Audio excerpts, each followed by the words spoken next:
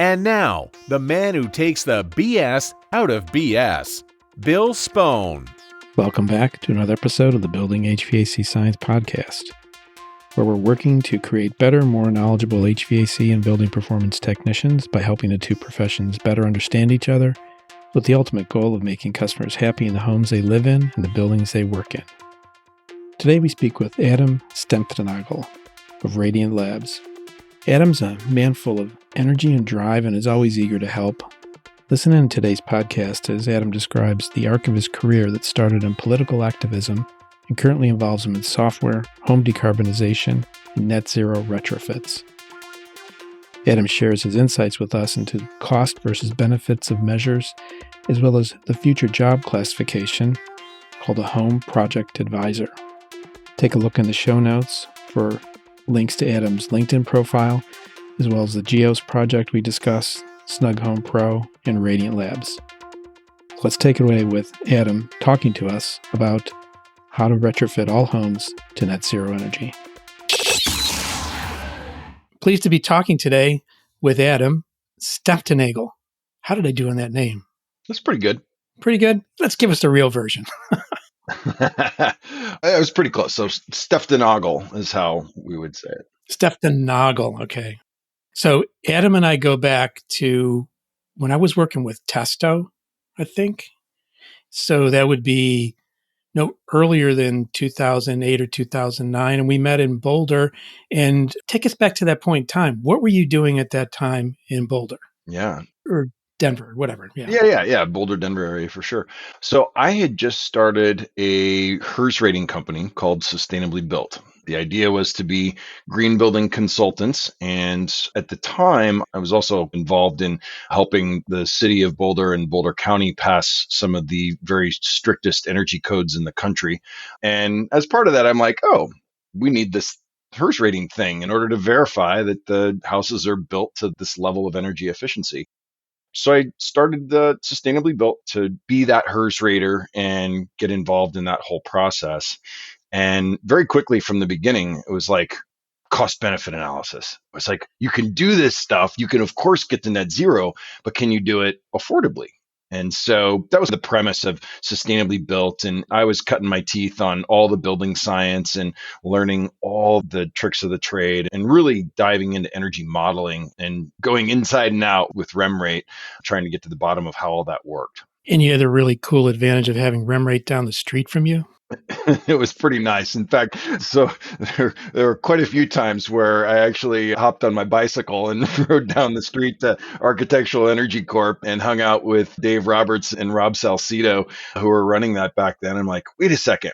These calculations, they don't look right. Something's off here. Why is this doing this? And we'd just have really interesting conversations about how the software was built at that point in time. And a whole lot has changed since then. So that's a really good thing. And let's take that point in 08, 07, 08, and then pivot backwards to what was your career arc coming into that point?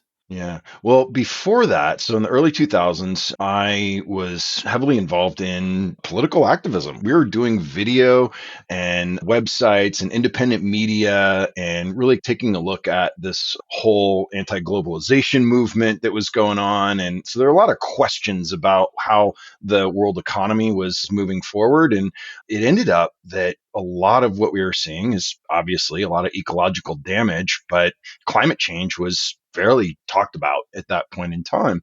And so the more I was doing that political activism, I was hearing more and more about climate change and global warming and what this meant and what was happening, and started getting more interested in how do we solve that. And eventually I got tired of the political activism space and wanted to actually do something that I could see the change in front of me. And my uncle was really involved in the interior design space and had an awesome firm in Chicago doing some really cool stuff. And they did a lot of green building. And he put me on to Ed Masria and Ed Masria's work in his Architecture 2030 Challenge, which basically they came to the conclusion that 48% of all the greenhouse gas emissions in the United States were attributed to the building industry. I was like, I need to get involved in that. And it was just super interesting to me. So I went out and started from scratch. I got all this technology in my background, but I wanted to learn building science and energy assessments. And so I went and got a LEED certification and took some classes in that and started from scratch learning about building science, about how buildings work, about green materials, and just started moving down that path. And next thing you know, I'm involved in starting the Boulder Green Building Guild, was a founding steering committee member of that, and got to know a lot of the builders that were actually doing it and was helping them build their websites. I'm the tech guy. So the tech guy comes in and I help them with the stuff that I know. But I said, actually, will you let me work for you? I want to work on the job site. Like I want to actually get into the house and see how it's done. And I don't care. I'll dig the ditches for you. I'll take out the trash. I'll do the recycling. You name it. I want to be on the job site so I can learn what it's like to build a green building. And fortunately, Boulder had a great community of folks that were really pushing the envelope there. David Johnston and Eric Daub, among many others, were really pushing the envelope with some of the things that they were coming up with at that time. So I learned a lot. And then I got involved as well in a nonprofit called the Center for Resource Conservation. And they had an arm that was actually reclaimed building materials sales yard. And so I started running their deconstruction program where we'd go in and tear apart houses all the way down to the studs and take the wood studs and recycle those. And we'd hammer the nails out of the studs and resell them at the sales yard. So it was really interesting learning experience. I really got my hands into the dirt and into the framing and learned how houses were built.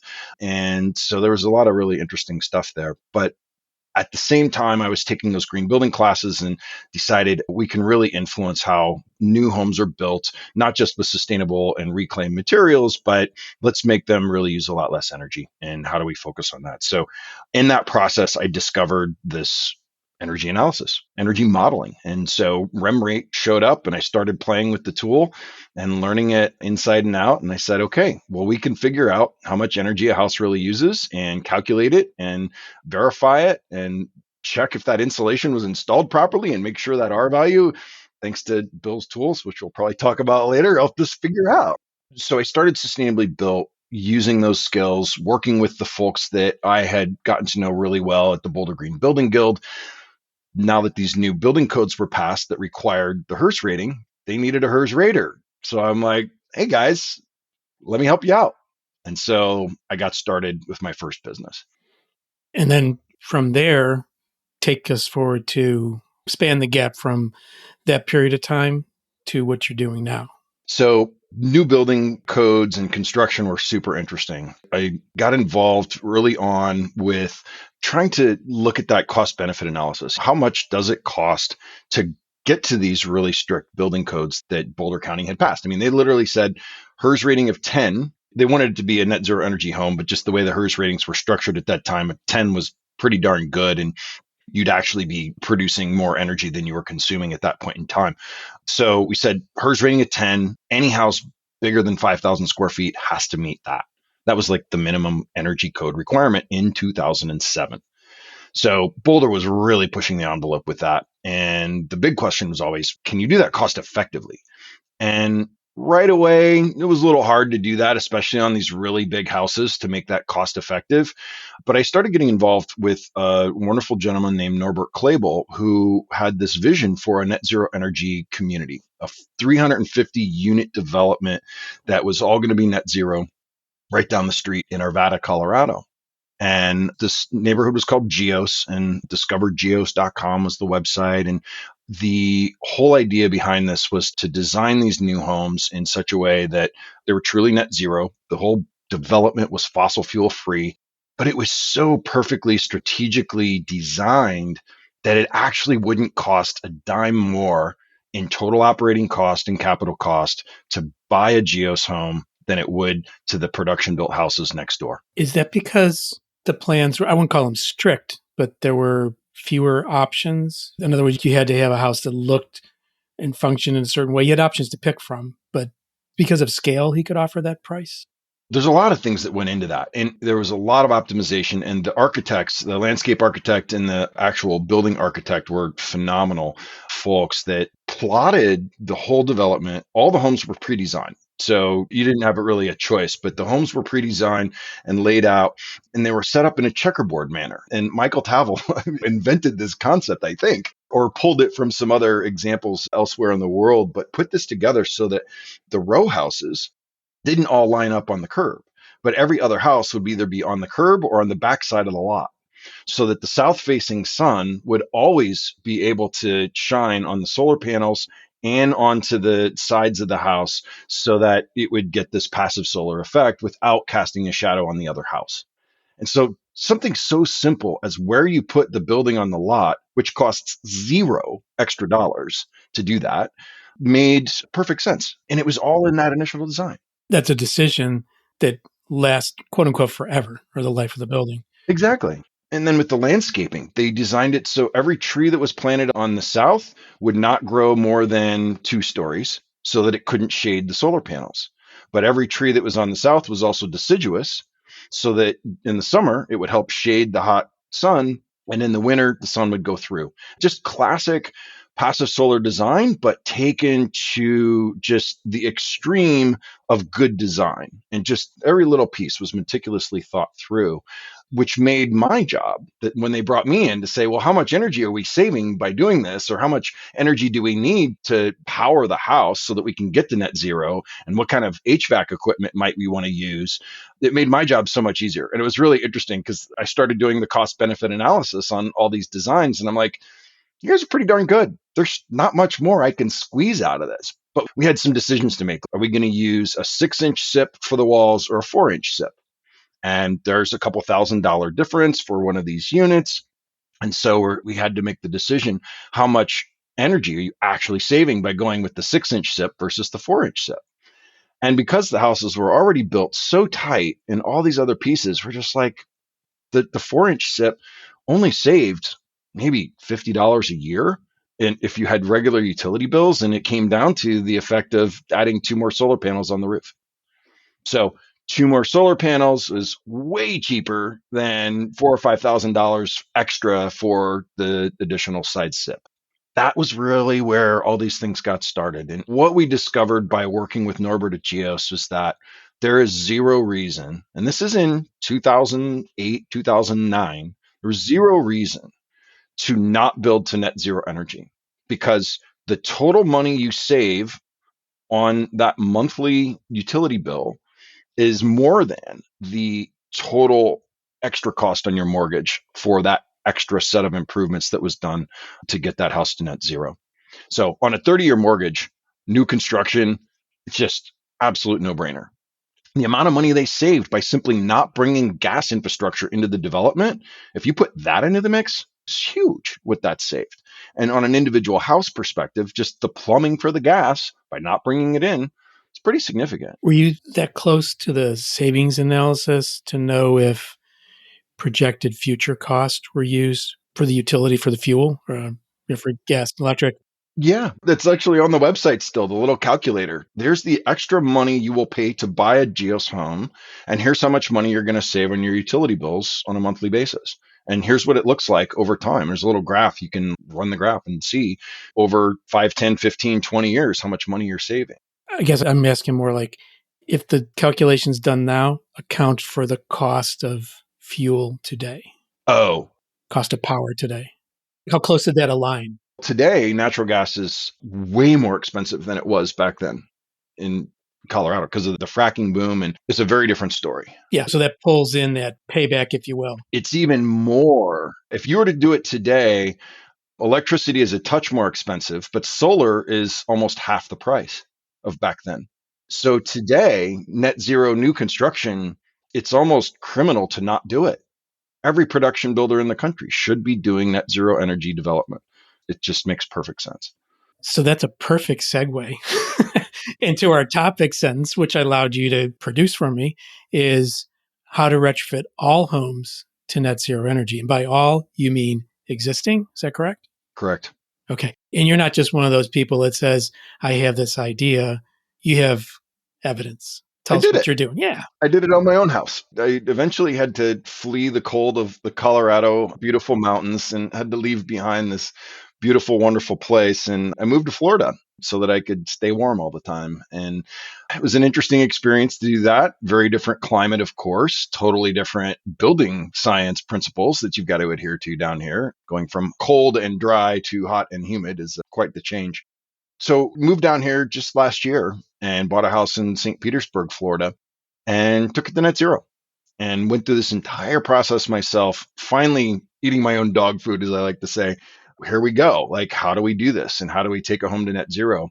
So I had to put my building science hat back on and start doing a lot of research and figure out how do we get there here. And the same principles apply: build tight, ventilate right.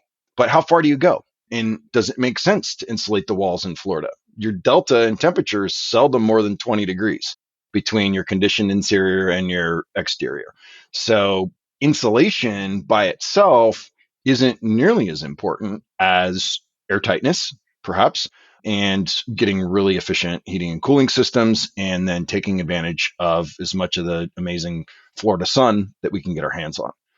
So the cost benefit was different, but it was kind of a similar calculation. Going from a 6-inch SIP to a 4-inch SIP, I made the same kind of choice. I decided not to insulate my concrete block walls because the cost of doing so was exorbitant. I'd have to wrap it with foam with a rigid board of some kind and then do all new siding and or stucco. We were probably talking $20,000 to do that kind of a retrofit. And my software says it's $60 a year that you might save. So it's a very similar concept. And so the solar that I put on my roof was so cheap. I ended up paying $2.60 a watt pre-tax credit.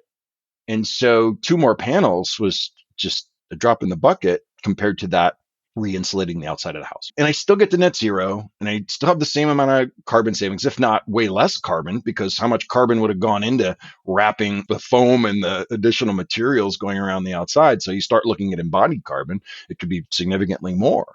But the end result is my bills are the same. It's just a different way of getting there. And so that's the work that I do today and that my software companies now are focused on. I want to jump to the software companies in a moment, but I just wanted to check on. So you're saying materials, techniques are available to do what you did, and that's why it's criminal not to do it. How about contractors that are trained and appreciate? That was the hardest part. It was the hardest part of my job down here in Florida. In Boulder, they're everywhere because they've had 15 years of these building codes requiring this work. Let me tell you, in 2007, when I was helping these guys learn about advanced framing, it was not easy to convince them to make these changes. And we were really trying to, especially some of the larger builders were trying to meet these codes in Boulder, and they were just livid. They're like, we can't do this. It's too expensive. So there was a whole education process around getting people to understand, yes, you can do this. It's not that much different. You do it once or twice and you're going to be great at it, and you're going to streamline that whole process, and it's going to be fast. Here, as soon as I got to Florida, there's hardly anybody here doing that kind of work and that level of detail.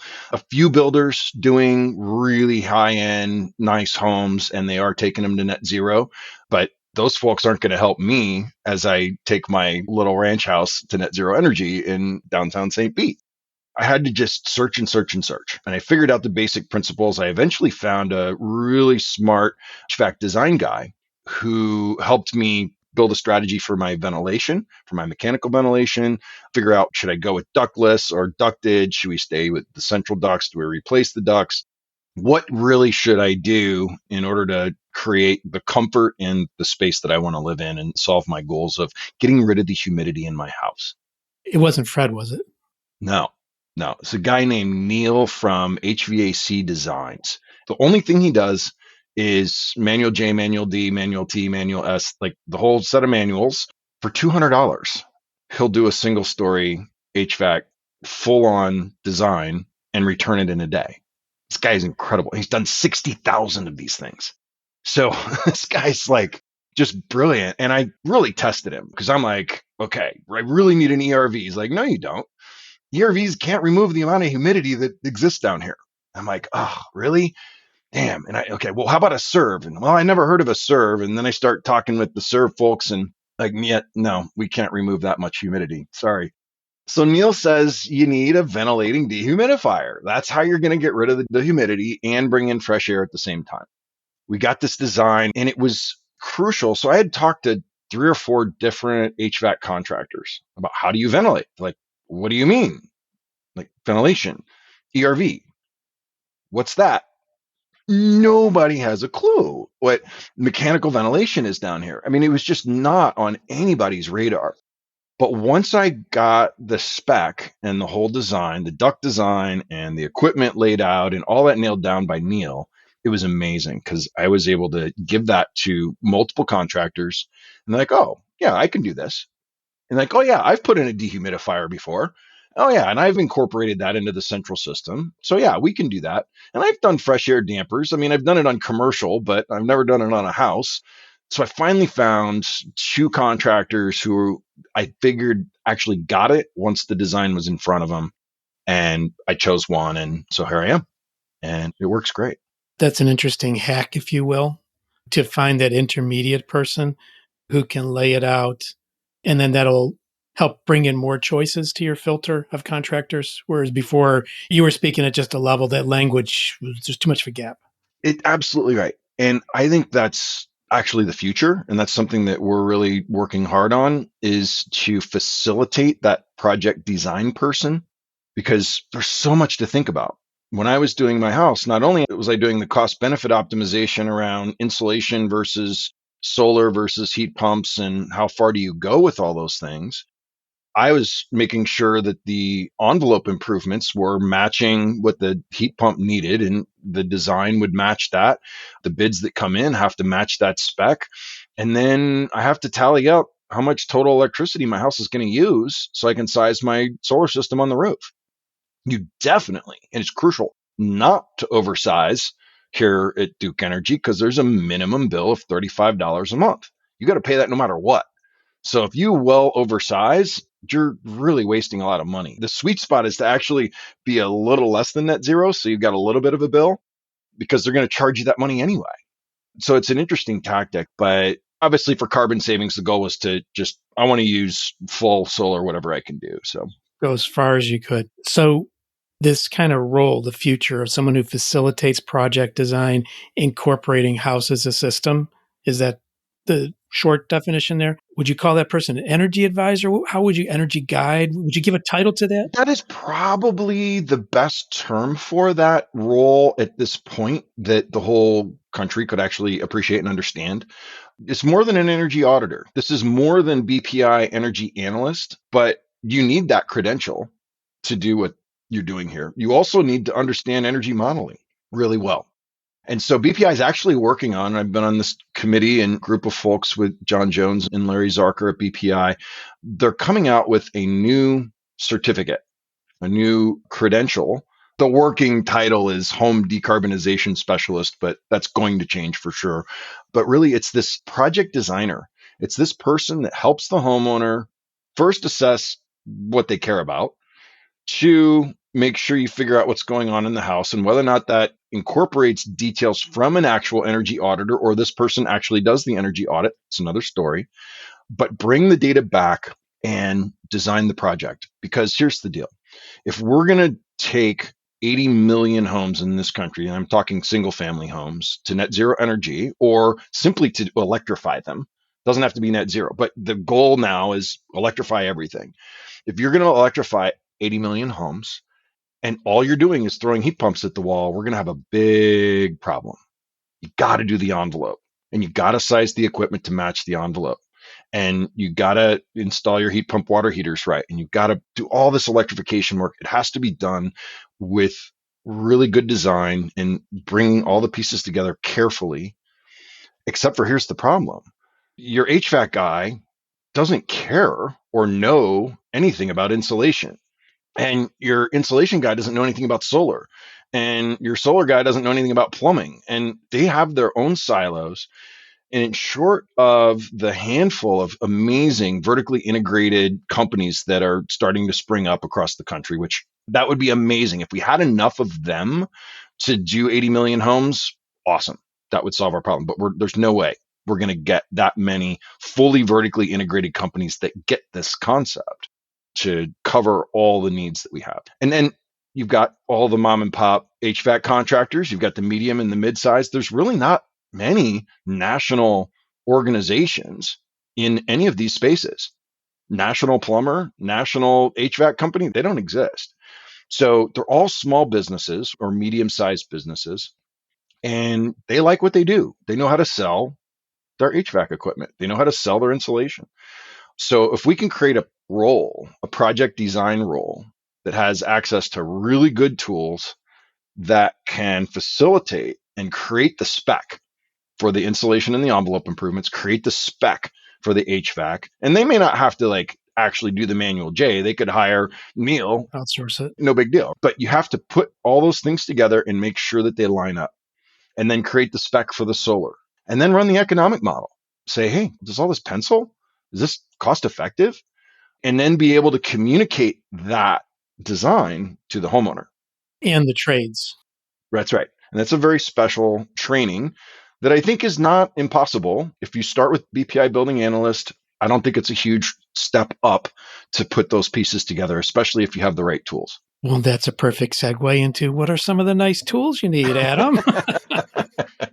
So a whole nother world there. But as I was cranking along with the new construction at Sustainably Built, we realized pretty quickly that doing a $1,500 HERS rating on an existing home didn't really make a lot of sense to calculate the savings from a $10,000 retrofit. On a $500,000 new home, $1,500, no problem. From plans, piece of cake. But the very precise instrument of a HERS rating was just overkill for existing homes. So we knew that the HERS rating was too precise and too expensive to do. So I started working with a couple friends of mine, and we decided to try to figure out how do we deal with existing homes. And so we founded Snug Home to actually make that whole process easy. And we knew that we needed to be able to get in and out of a house and do an energy audit and an assessment very quickly. And $1,500, there's no way we could do that. Ideally, you charge $100 to do a good energy audit with CAS testing and blower door. Still to this day, it's $400 or $500 to do that. And with rebates and incentives from different utility programs, that comes down quite a bit. But you need to be able to do that analysis very quickly, very cost effectively, and suggest to the homeowner various sets of improvements that make sense financially.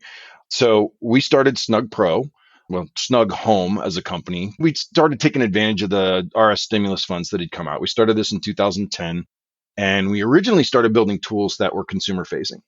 And those consumer facing tools were just, it was education, and here's the stuff we need to do to try to make your home more energy efficient and that sort of thing. But eventually we realized that the contractors were such an important component of this, and they were still out there selling HVAC saying, oh yeah, put in a 92% efficient gas furnace, you're going to save 20% on your utility bill. I'm like, wait, no, that math doesn't sound right. Where do you get that? But they don't do energy models. They just say, oh yeah, we save 10%, we save 20%. And the window salesman always can save 30% by selling you windows. And so the industry didn't have resources to actually calculate real savings.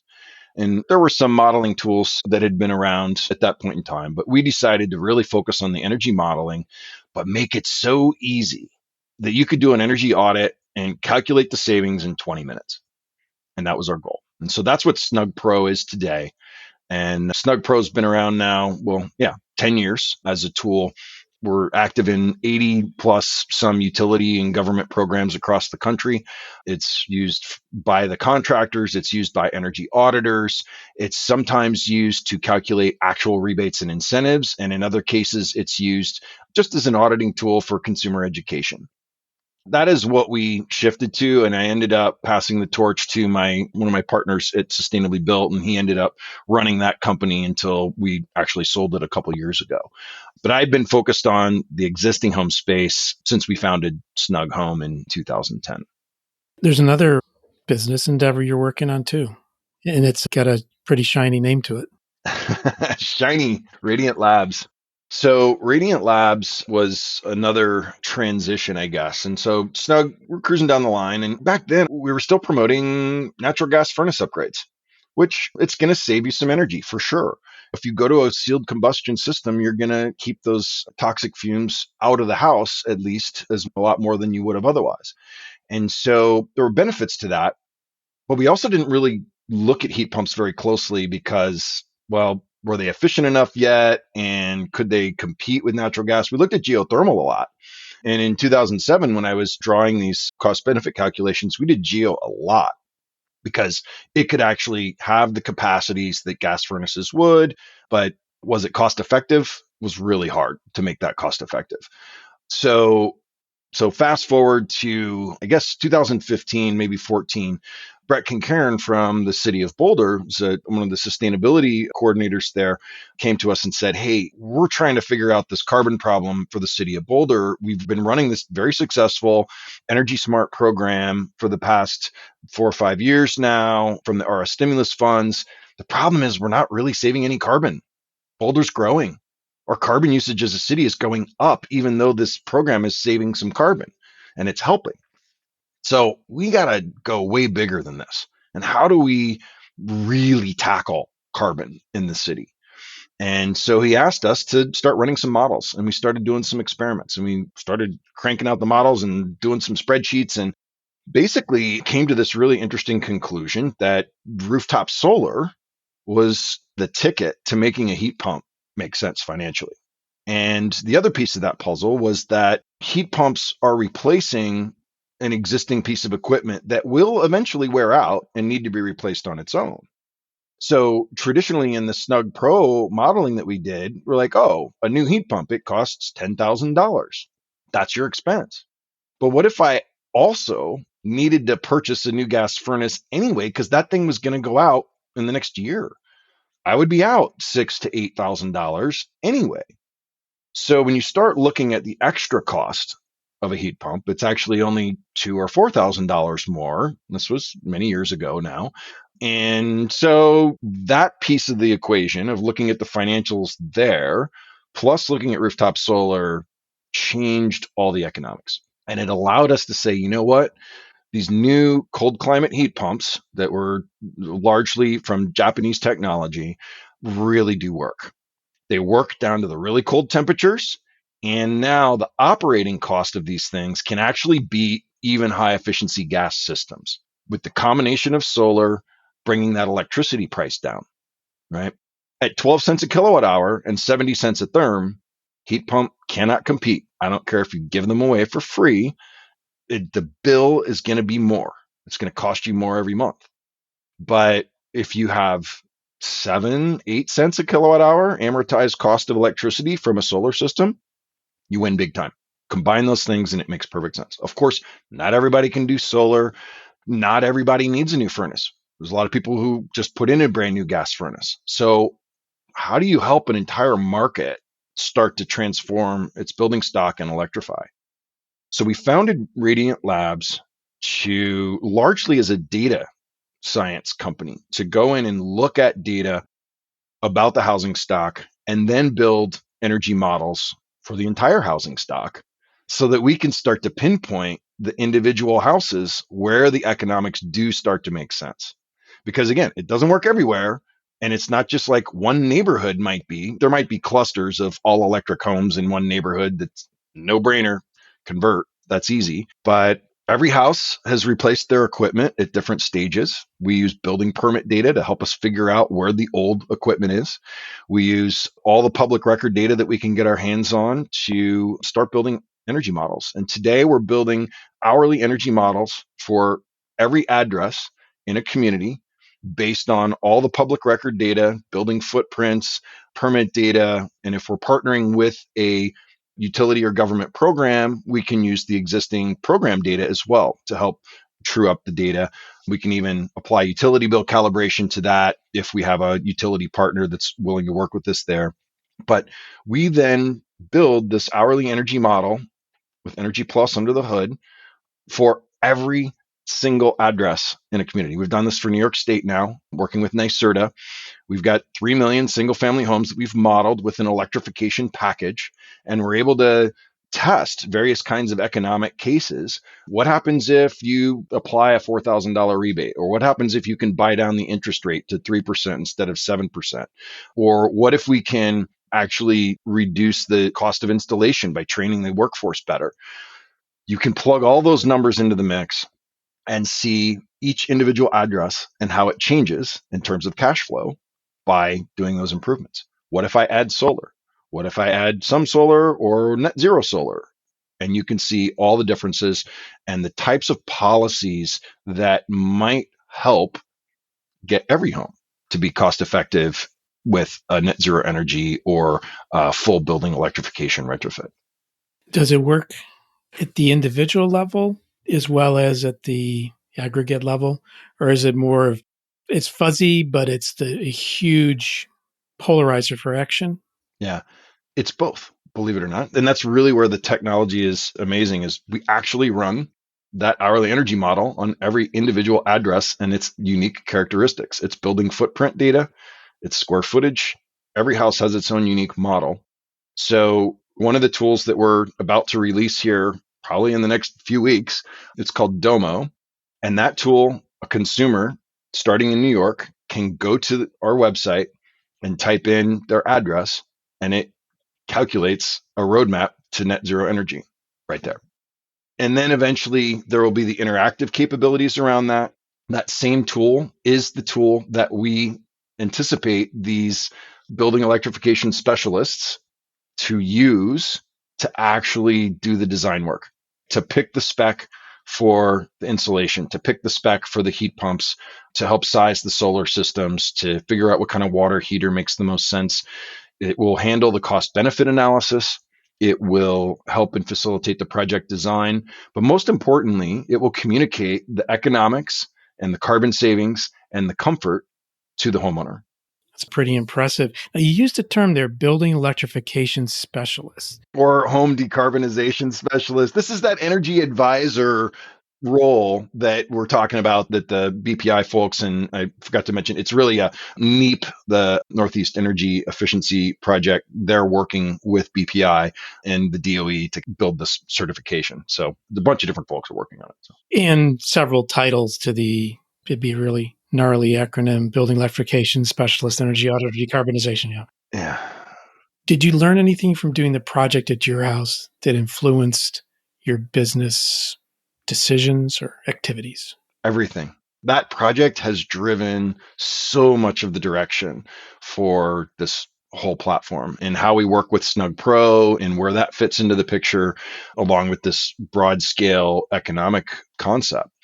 It took me, I guessed, my total hours that I put into the project design, which included wrangling the contractors, understanding the building science of Florida, finding the folks to help me design the systems, then actually figuring out which of all those pieces of the puzzle I wanted to deploy, choosing not to do the walls, choosing to do some extra panels. That whole process was probably 150 hours of my life because I called 4 contractors from every trade till I got one that kind of knew what they were doing. And then even the ones that didn't, I had to go back to them once I knew what I needed to do in order to get them to participate the way I wanted. So it was a heck of a process, and that is not scalable. You can't do that for 80 million homes. There's no way. So what came out of that experience for me is how do we take that whole process and all the work that I put into figuring this stuff out to make the optimal net zero energy home? How do we get that down to 5 hours, maybe 10 hours at the most?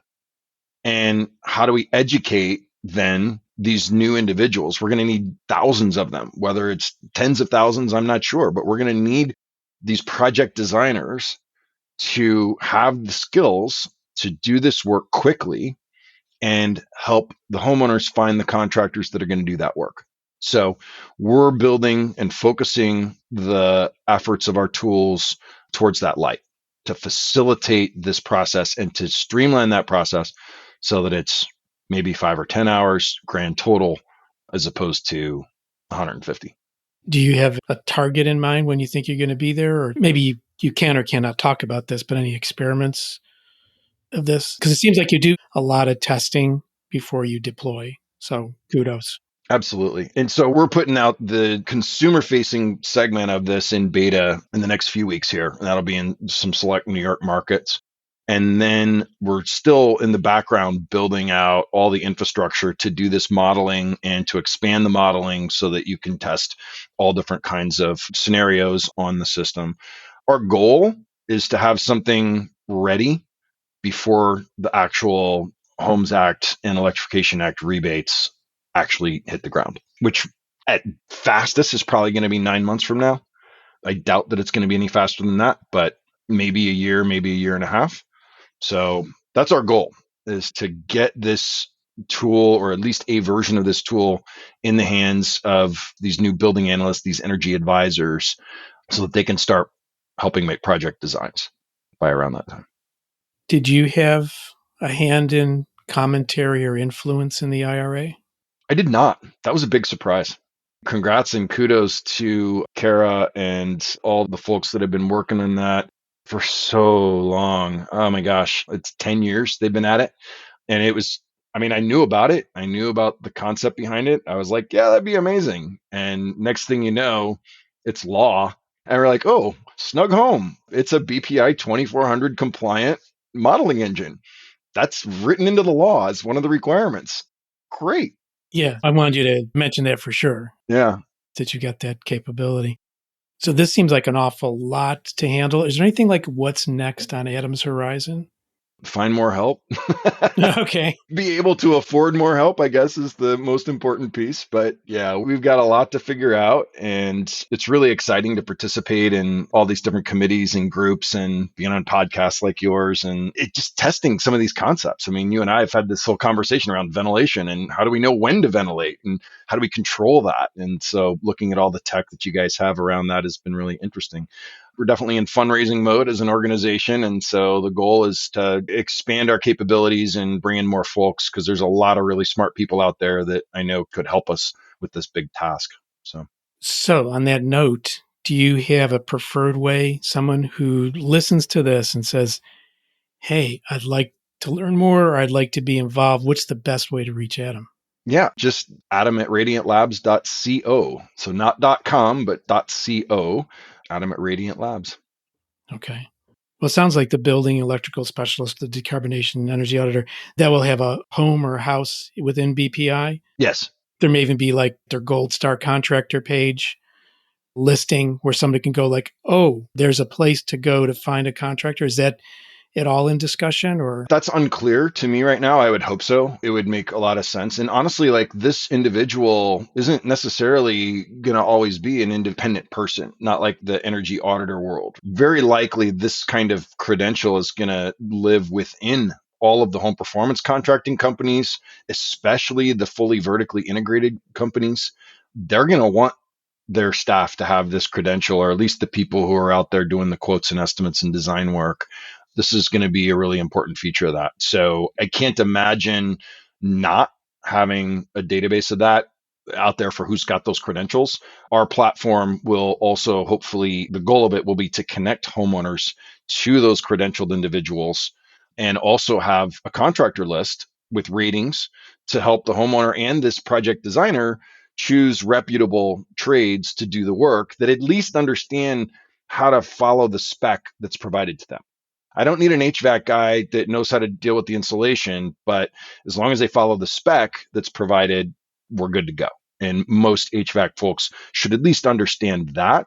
Whether or not they're willing to sell a heat pump versus a gas furnace, that's another story. So I've had this thought, this goes for new construction especially, but even for the projects you're talking about with existing construction. When you do elevate the potential for comfort, health, and efficiency within a structure, you can't go without maintenance of it. Absolutely. Where do you think that maintenance component will lie so that that gets incorporated into the thinking? There's a lot of ways to tackle that. With our roadmap tool, our consumer facing tool is called Domo. Consumers will actually hopefully stay engaged with the tool even after the work is done. And there's a lot of the stuff that can be done in a staged approach. You don't need your heat pump water heater right away. You want to do your envelope before your heat pump, and you could put your solar on before you do anything if you're sizing it to what the future thing is going to be. So our tool is designed to allow a staged approach as long as the whole picture is taken into account. And so we hope to engage and stay with the homeowners on an ongoing basis. So, of course, we'll have maintenance reminders, time to change your furnace filter, those types of things. But indoor air quality is such a huge piece of this. And thanks to you, I've learned about the Haven tool and the monitor there. And it's just really neat where the HVAC contractors can monitor the indoor air quality of all of their constituents and the folks where they've installed this. And if there's a problem, they know it's time to come out and see what's going on. That's huge. So the more tech that's out there like that, I think it's really going to facilitate that. And hopefully our consumer tool can be a engagement piece for that and facilitation for that ongoing maintenance. With a great overview. We did talk in the last week, and you caught me up after a long lapse of contact with each other, and I still learned more this last hour. So thank you for sharing. But before we give the listeners back their ears, any closing thoughts you'd like to share? How easy or hard is this to do? Are you talking about something with a really lofty potential, or what does it take to get to the place where someone is doing things like you're doing things? There's no doubt that taking a house to net zero energy and fully decarbonizing that house is a difficult task. There is a lot that goes into it. Can it be done simply? Absolutely. Some of these vertically integrated contractors that are out there are doing a phenomenal job of that. Talk to Andy Frank at Sealed and look what Block Power is doing. These folks are doing full home performance. They're providing financing. They're bringing all the pieces of the puzzle together and getting it done. So is it possible to do it? Absolutely. Is it possible to do it quickly and efficiently? Yes. Are we going to be able to do 80 million homes like this in the next 10 years? Not without some pretty significant advances in the tools and technologies and the software, which we hope we're going to be able to provide a big chunk of. So that's your passion, that's your purpose, that's your reason for existing. It's all about the climate change and making homes more comfortable while saving the planet at the same time. And you've got a very unique perspective with a lot of hands-on aspects over bordering on 20 years to come to this. And you've got a tremendous amount of eagerness to learn and a tremendous amount of energy. And you keep smiling through this conversation. So you must be enjoying this somehow. I do. I love this. It's absolutely my passion. And as you've just witnessed, I will talk anyone's ear off any point in time on all these topics. So. Okay, so everyone who emails him, you've been warned. Exactly. Look out. Cool. Well, Adam, thank you for joining us here today. I look forward to touching base with you and somewhere down the road, bring you back on the podcast and you'll tell us all the great things you've accomplished from the things you've outlined here today. I hope we can do that. That'd be wonderful. Fantastic. Take care. Thanks, Bill. Appreciate it. Thanks for listening to this episode of the Building HVAC Science Podcast. If you have any questions, please send me an email at bill@truetechtools.com. If you like what you heard today and not subscribed to the podcast, please consider doing so by typing Building HVAC Science into the search bar of any one of the typical podcast services and signing up. I want to thank you for listening and hope you come back again to listen to the Building HVAC Science Podcast. Take care.